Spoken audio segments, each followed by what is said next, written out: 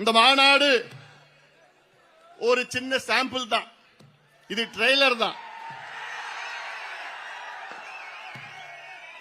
Main picture மே மாதம் 11ஆம் தேதி மாமல்லபுரத்திலே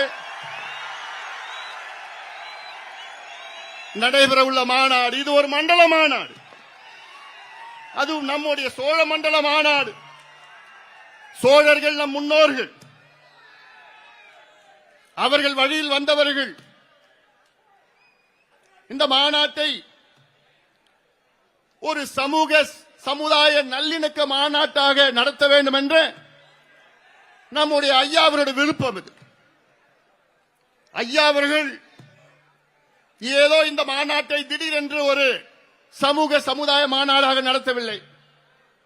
இதற்கு முன்பு ஐயா அவர்கள் கிட்டத்தட்ட 20 மாநாடுகளை தமிழ்நாடு முழுவதும் சமுதாய நல்லிணக்க மாநாடாக எத்தனையோ மாநாடுகளை நடத்தியிருக்கின்றார் ஐயா அவர்கள். அதற்கு காரணம் அனைவருக்கும் வளர்ச்சி, அதிலும் குறிப்பாக அடக்கப்பட்ட, ஒடுக்கப்பட்ட, வஞ்சிக்கப்பட்ட, அடிமையாக்கப்பட்ட மக்கள் முன்னுக்கு வர வேண்டும் என்ற நோக்கத்திலே தான் இந்த இயக்கத்தை உருவாக்கியிருக்கின்றார் ஐயா அவர்கள். நமது கட்சியையும் உருவாக்கியிருக்கின்றார் மருத்துவர் ஐயா அவர்கள். நாம் யாருக்கும் எதிரி கிடையாது, நமக்கு யாரும் எதிரி கிடையாது. நமக்கு எதிரி யாரு? என்ன எதிரி? ஏழ்மை நமக்கு எதிரி, அறியாமை நமக்கு எதிரி, மது நமக்கு எதிரி, போதை நமக்கு எதிரி. இதை அழிக்க வேண்டும், ஒழிக்க வேண்டும் என்று மருத்துவர் ஐயா அவர்கள் 86 வயதிலும் கடந்த 45 ஆண்டு காலம் போராடி வருகிறார்கள். இதுதான் நமக்கு எதிரி. ஆனால் ஒரு சிலர் அடித்தள மக்கள், அடக்கப்பட்ட மக்கள், அடிமையாக்கப்பட்ட மக்களை இது பிரித்து இரு சமுதாயத்திற்கும் பிரச்சனைகளை உருவாக்கி இதில் குளிர்காகின்ற கட்சிகளை நாம் பார்த்து வருகின்றோம். போதுமையா, போதுமையா, நாம் எல்லோரும் ஒன்று சேருகின்ற காலம் வந்துவிட்டது. நாம் எல்லோரும் ஒன்றிணைய வேண்டும். இதுதான் எனக்கு முன்பு பேசிய தலைவர்கள் எல்லாம் பேசினார்கள், மேடையிலே பேசினார்கள். இதுதான் ஐயாவுடைய எண்ணமும் கூட. தமிழ்நாட்டிலே ஆளுகின்ற முதலமைச்சர் ஸ்டாலின் அவர்கள், முதலமைச்சர் அவர்களே,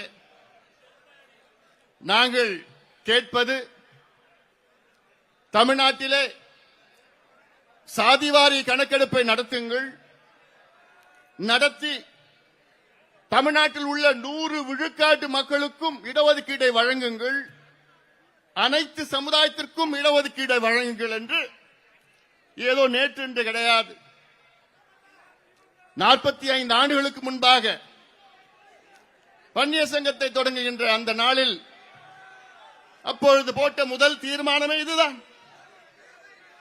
45 ஆண்டு காலம் ஒரு தலைவர் தொடர்ந்து சமூக நீதிக்காக போராடி வருகின்றார் என்றால் இது சாதாரண விஷயம் கிடையாது.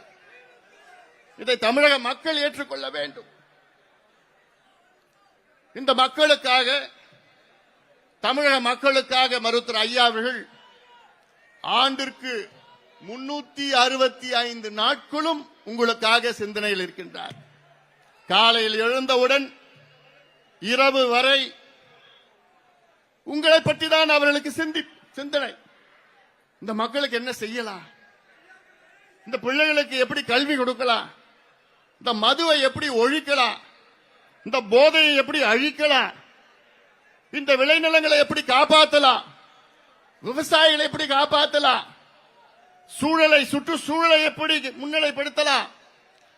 இப்படிதான் ஐயாவுடைய சிந்தனை. காலையிலிருந்து இரவு வரை சிந்தனை, என்றான சிந்தனைகள்.